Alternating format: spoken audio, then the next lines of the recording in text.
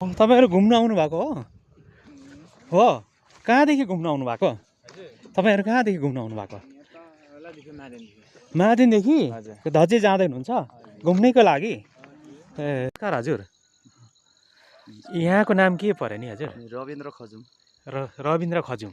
ए खजुम पर्नु भयो हजुर यहाँको घर चाहिँ हजुर मेरो सार्तुकपा 24/8 सार्तुकपा ए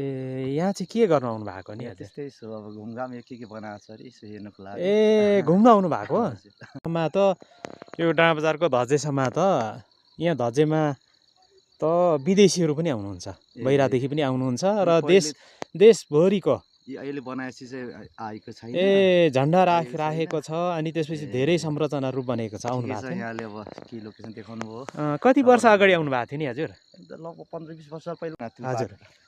माथि त भारी बोकेर पुरानो बाटो जङ्गल रुखपातले छोपेको ठाउँ चाहिँ यो छिडीबाट उताबाट छिर्नु पर्थ्यो हजुर त्यो चाहिँ उता त्यो भेडर मास्तिरबाट स्याट्टै के भन्छ त्यहाँदेखि ओह्रालो झर्थ्यो ए भेटादेखि उता सिकारबास ओह्रालो झर्थ्यो भन्थ्यो ओह्रालो के लगेर जानु भएको थियो त्यतिखेर त सुन्तला कागती यस्तैहरू लगेर जान्थ्यो रिठाहरू हुन्थ्यो ए रिठा लानु भएको थियो यहाँले चाहिँ आलु सिजनमा आलु ए राखेको ठाउँमै पुग्नुहुनेछ अनि त्यहाँ चाहिँ उस किराँत मन्दिर पनि छ माघी किराँत मन्दिर पनि छ होइन अब त्यहाँदेखि अनि अहिले अब एकछिन टाइम राखेर जाँदै हुनुहुन्छ ए डाँडा बजारमा चाहिँ के गर्न आउनु भएको थियो नि हजुर यसो घुमघामको लागि मात्रै हो घुम्नै आउनु भएको ए आफन्त भेट ठिकै छ यहाँलाई धन्यवाद हुन्छ हुन्छ त्यसो माथि धजेसम्म पुगेर ल हजुर हजुर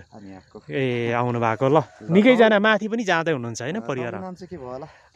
हजुर म त छत्रयाखा म चाहिँ